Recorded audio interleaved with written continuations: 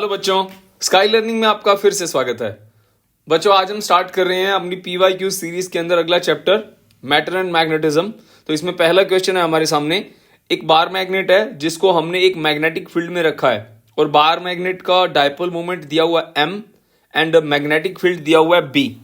और अब हम इसको क्या करते हैं, हम इसको पैरेलल पहले मैग्नेटिक फील्ड बना लो और उसके अंदर क्या करा आपने, एक बार मैग्नेट को रख दिया। अब ये मैग्नेटिक फील्ड है और मैग्नेटिक डायपोल मोमेंट की डायरेक्शन क्या होती है, साउथ से नॉर्थ, मतलब M। तो इनके बीच में एंगल की वैल्यू कितनी है, 0 डिग्री है। हमारे को फॉर्मूला पता है, टॉर्क क्या होता है, MB साइन थीटा। थीटा की वैल्यू 0 पुट करी, साइन 0 0 होता है, टॉर्क की वैल्यू 0 आ गई। फिर हमने निकालना है नेट फोर्स। अब आपको पता है इसके अंदर कि जब हम किसी भी मैग्नेटिक फील्ड में डायपोल मोमेंट को रखते हैं तो इसके अंदर जो फोर्स लगता है, नॉर्थ पोल पे लगता है बाहर की तरफ MB और साउथ पे लगता है इधर MB। तो दोनों अपोजिट डायरेक्शन में है, तो MB माइनस MB कट गया, आंसर आ गया 0। अब कुछ बच्चों के मन में सवाल आ रहा होगा कि MB कहां से आया। बच्चों, एक फॉर्मूला होता है मैग्नेटिक फील्ड का, फोर्स बाय में पोल स्ट्रेंथ। ये फॉर्मूला अगर आपको याद नहीं है तो इसको याद कर लो। ये क्या है, एनालोगस है इलेक्ट्रिक फील्ड का। जैसे electric field force by charge होता है, ऐसे magnetic field force by pole strength होता है। बिल्कुल सेम है। देखो बच्चों, सिर्फ Q की जगह M आया है। यहां से फोर्स क्या हो जाता है, Q इंटू E हो जाता है। यहां पे फोर्स क्या हो जाएगा, M इंटू B हो जाएगा। ठीक है, तो ये बात भी याद रखना। और इस टॉपिक में नेट फोर्स कितना होता है, 0 होता है। यूनिफॉर्म मैग्नेटिक फील्ड है। ठीक है, अगला सवाल। तो यहां पे इसमें ऑप्शन क्या आएगा, C। अगला सवाल है, इनमें से कौन सी स्टेटमेंट करेक्ट है। आपके सामने 4 स्टेटमेंट है, कौन सी स्टेटमेंट ठीक है। अगर आपको इलेक्ट्रिक फील्ड लाइंस की प्रॉपर्टीज पता है तो आप इसमें इजीली चूज कर लोगे। देखो, क्लास 10th से रिलेटेड टॉपिक है ये, कोई ज्यादा मुश्किल नहीं है, इसको पढ़ के देखो। Magnetic field lines do not form the close loop, but ऐसा नहीं होता। Magnetic field lines close loop बनाती हैं। ठीक है sorry, magnetic field lines start from north and end at south. Magnetic field lines कभी भी एंड नहीं होती, ये भी गलत है। अगला, tangent at any point lines represent the direction of field, ये ठीक है, क्योंकि हम जानते हैं कि जब हम किसी भी मैग्नेटिक फील्ड लाइन के ऊपर एक टेंजेंट ड्रॉ करते हैं वो हमें डायरेक्शन देता है मैग्नेटिक फील्ड की। द टू लाइंस में इंटरसेक्ट ईच अदर, ये भी गलत है। 2 लाइन कभी भी इंटरसेक्ट नहीं कर सकती। Then correct option is C। Clear, ये सिर्फ आपकी बेसिक नॉलेज के ऊपर डिपेंड करता है, आपने टॉपिक कितना अच्छे से पढ़ा है। नेक्स्ट क्वेश्चन, आपको 4 प्रॉपर्टीज लिखनी है मैग्नेटिक फील्ड लाइंस की due to a bar magnet. अब जो हमने ऊपर क्वेश्चन करा है उसमें अगर आपको सही पता है तो चारों प्रॉपर्टीज वही की वही भी लिख सकते हैं। देखो कैसे, these lines form the close loop. अगर आपको पता है क्लोज लूप बनाती हैं तो हम लिख सकते हैं। कैसे बनाती हैं, ये साउथ है, ये नॉर्थ है, नॉर्थ से मैग्नेटिक फील्ड निकला, साउथ के अंदर गया। बाहर तो ऐसा होता है, और अंदर क्या होता है, साउथ से नॉर्थ जाती हैं। ठीक है, they never intersect each other. हमें पता है कि अगर इंटरसेक्ट करती हैं तो उस पॉइंट पे 2 टेंजेंट बनते हैं, which is impossible. Magnetic field lines are crowded near the pole. Obviously आप मैग्नेट के पास जाते हो तो वहां पे आप देखोगे मैग्नेटिक फील्ड स्ट्रांग है, तो जितना नंबर ऑफ लाइंस ज्यादा होंगी उतना ज्यादा स्ट्रांग होगा। Clear, they flow from south pole to north pole within a magnet. ये मैंने यहां पे बना के दिखा रखा है, साउथ से north with in the magnet, और आउटसाइड नॉर्थ से साउथ। क्लियर है बच्चों। Next, which of the following has its permeability less than that of the free space. ठीक है, less than that of the free space, इसमें से कौन सा है जिसकी मतलब परमिएबिलिटी कम होती है, लेस देन 1। ठीक है, less than 1 that of free space. ठीक है, अब मतलब 1 परमिएबिलिटी का मतलब होता है ना, हमारा यहाँ पे परमिएबिलिटी क्या होता है, म्यू होता है परमिएबिलिटी। ठीक है, फ्री स्पेस हो गया, फ्री स्पेस की कितनी होती है, 1 होती है, तो उससे कम क्या हो गई, डायमैग्नेटिक सब्सटेंस हो गया, तो डायमैग्नेटिक की 1 से छोटी होती है। ठीक है, तो ये ऑप्शन हमारा कॉपर आ गया। कॉपर हमारा डायमैग्नेटिक सब्सटेंस होता है। ठीक है, next, which of the following can not modify an external magnetic field as shown in figure. ये कैसा है बच्चों, इसमें एक मान लो ये एक स्पेसिमेन है, मतलब कोई भी एक टुकड़ा है किसी भी एक मटेरियल का, तो जब हमने इसको मैग्नेटिक फील्ड में रखा तो ये क्या कर रहा है, इसमें मैग्नेटिक फील्ड जा ही नहीं रहा, ये इसको मैग्नेटिक फील्ड को रिपेल कर रहा है। तो डायामैग्नेटिक ऐसे सब्सटेंस होते हैं जो मैग्नेटिज्म को रिपेल करते हैं। तो यहां पे इनमें से कौन सा डायामैग्नेटिक सब्सटेंस होगा? अगर आपको ऊपर वाला क्वेश्चन आता है तो इसका मतलब इसमें हमारा कॉपर दिख रहा है, तो copper is a diamagnetic substance, तो ये कैसा हो गया हमारा मैग्नेटिक फील्ड को रिपेल करने वाला। तो ये ना एग्जांपल याद रख लेना, आगे क्वेश्चन आएगा तो उसमें एग्जांपल्स हैं पैरा, डाया, फेरो, ये कौन कौन से मैग्नेटिक सब्सटेंस होते हैं, इनके एग्जांपल्स क्या होते हैं, ये सब आपको याद रखना पड़ेगा। थ्योरेटिकल टॉपिक है सारे के सारे। अच्छा, अगला सवाल, विच of the following has relative permeability between 0 and 1? 0 और 1 के बीच में डायामैग्नेटिक होते हैं, जिनकी परमिएबिलिटी क्या होती है, रिलेटिव परमिएबिलिटी 1 से मतलब 0 और 1 के बीच में रहती है। तो इसमें एग्जांपल क्या है, पानी, वाटर जो है वो डायामैग्नेटिक सब्सटेंस है। देख रहे हो ये तीनों क्वेश्चन 2023 के अंदर, ठीक है। तो ये लेटेस्ट क्वेश्चन है, तो आपको इस तरह के क्वेश्चन और तैयार करने हैं। ये एक आइडिया हो गया कि हमारे डायामैग्नेटिक हो सकता है इस साल हमारा पैरा के ऊपर आ जाए, हो सकता है फेरो के ऊपर आ जाए, तो चांसेस ज्यादा हैं पैरा और फेरो के ऊपर आने के, ठीक है। तो ये तीनों क्वेश्चन भी अच्छे से कर लेना, याद कर लेना इसको। अच्छा, नेक्स्ट है इसके अंदर अगला सवाल, above Curie temperature a ferromagnetic substance becomes diamagnetic, एक ferromagnetic substance becomes paramagnetic, paramagnetic become ferro and paramagnetic becomes diamagnetic. पहली बात तो एक क्यूरी टेम्परेचर होता क्या है और टेम्परेचर बढ़ाने से होता क्या है। तो एक बात ध्यान रखना बच्चों, टेम्परेचर बढ़ाने से किसी भी मैग्नेट का, जिसको हम चुंबक बोलते हैं, उसका मैग्नेटिक फील्ड डिक्रीज होता है। समझ में आ गया? तो अगर आपको ये बात पता है, जैसे डायामैग्नेटिक होते हैं, फिर एक पैरामैग्नेटिक होते हैं, एक फेरोमैग्नेटिक सब्सटेंस होते हैं। तो डायामैग्नेटिक वो होते हैं जिनका मैग्नेटिक फील्ड वीक होता है, पैरा वो होते हैं जिनका मैग्नेटिक फील्ड डाया से स्ट्रांग होता है, फेरो वो होते हैं जो सबसे ज्यादा स्ट्रांग होते हैं।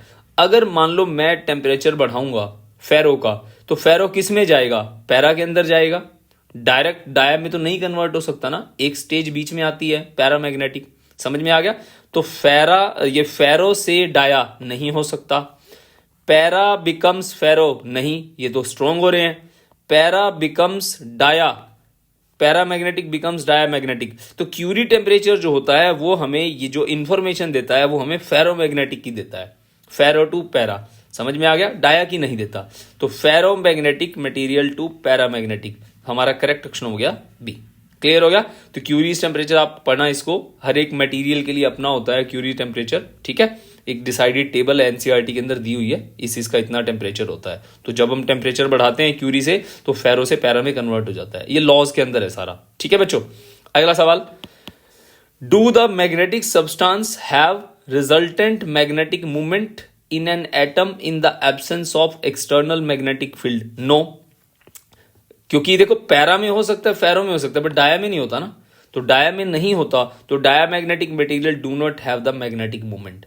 क्यों? क्योंकि they do not like magnetism, इनको मैग्नेटिज्म पसंद नहीं है। मैंने अभी आपको एक ऊपर डायग्राम बना के दिखाया है, वही डायग्राम यहाँ नीचे भी बना हुआ है।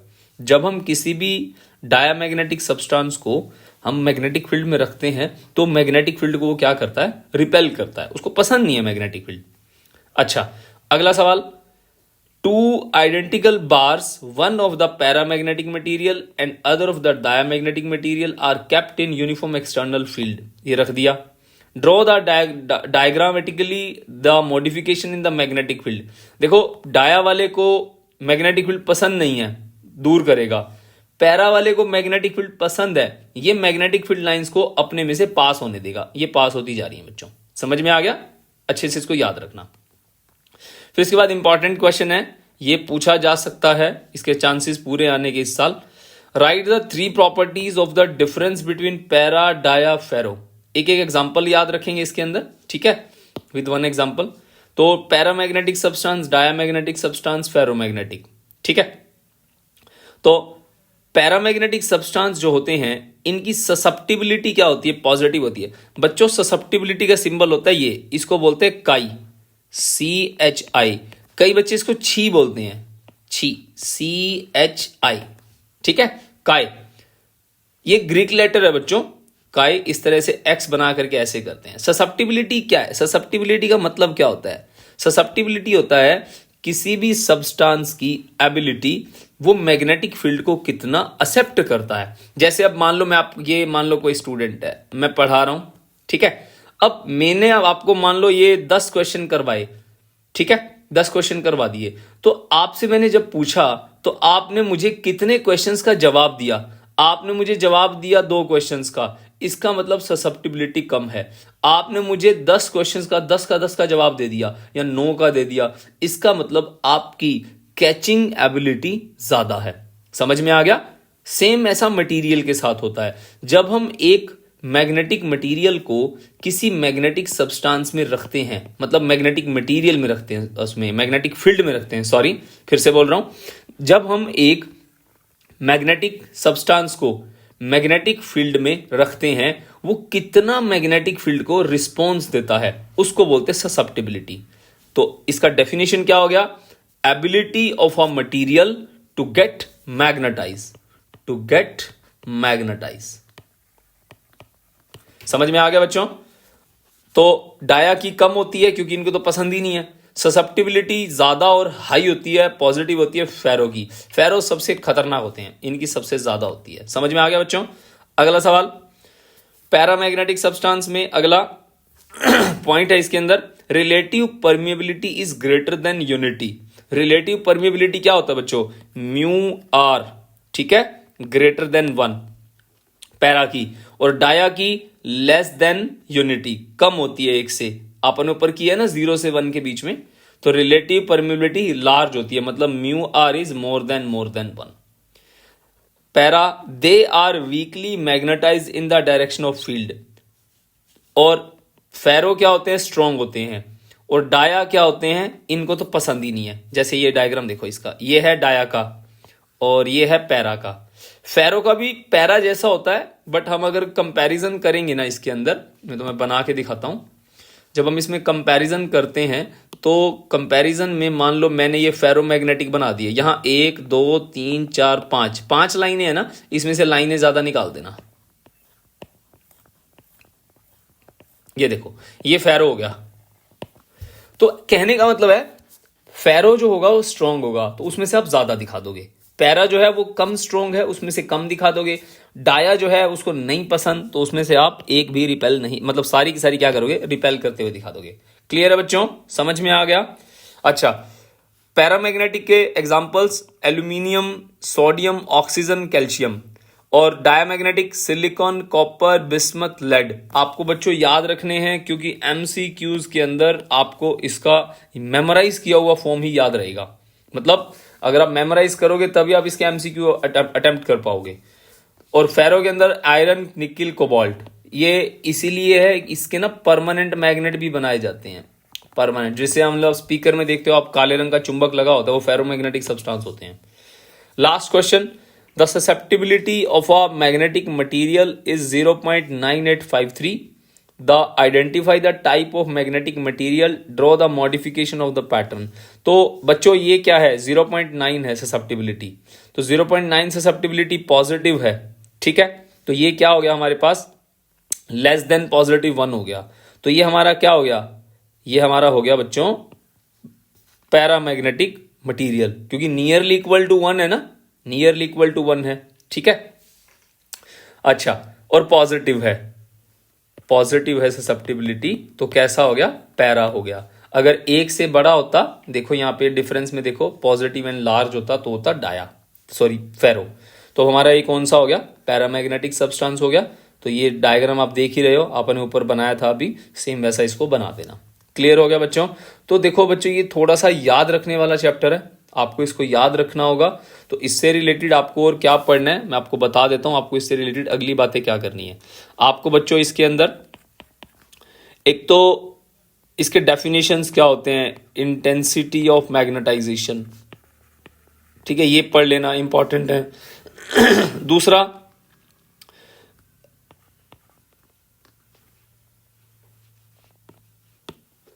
दूसरा इसके अंदर आता है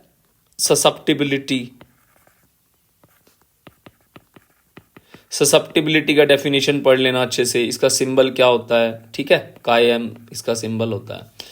तो और इंटेंसिटी ऑफ मैग्नेटाइजेशन हो गया, मैग्नेटिक इंटेंसिटी हो गया, मैग्नेटिक इंटेंसिटी। ये ना 4-5 डेफिनेशंस होते हैं, आपको इनको अच्छे से याद करना है, इनके आने के चांसेस पूरे हैं इस बार, ठीक है। ये इंपॉर्टेंट है, मोस्ट इंपॉर्टेंट। तो PYQs के अंदर जो मुझे क्वेश्चन इंपॉर्टेंट दिखे मैंने वो काफी डाल दिए इसके अंदर, तो ज्यादा इसमें से MCQ पूछे जाते हैं। मेन क्वेश्चन जो होता है वो हमारा पूछा जाता है इसमें आगे मूविंग चार्जेस एंड मैग्नेटिज्म के अंदर से, ठीक है। तो ये उसके साथ जुड़ के आ सकते हैं, तो इसमें थ्योरेटिकल चीजें हैं, डिफरेंसेस पूछ सकता है। तो इसमें देखो डेरिवेशन तो कोई है नहीं, अब डेरिवेशन इसमें से काफी सारे कट चुके हैं, तो आपको इसके अंदर फॉर्मूलाज याद रखने हैं, ठीक है। Axial line, equatorial line, dipole moment क्या होता है, ये सारा मैंने इसका वन शॉट बनाया हुआ है। तो आप क्या करोगे, इस चैप्टर को डिटेल में करने के लिए इसका वन शॉट कर लेना, वन शॉट मैग्नेटिज्म, वो जरूर करना है आपको, ठीक है। ओके बच्चों, bye bye, all the very best for your examination.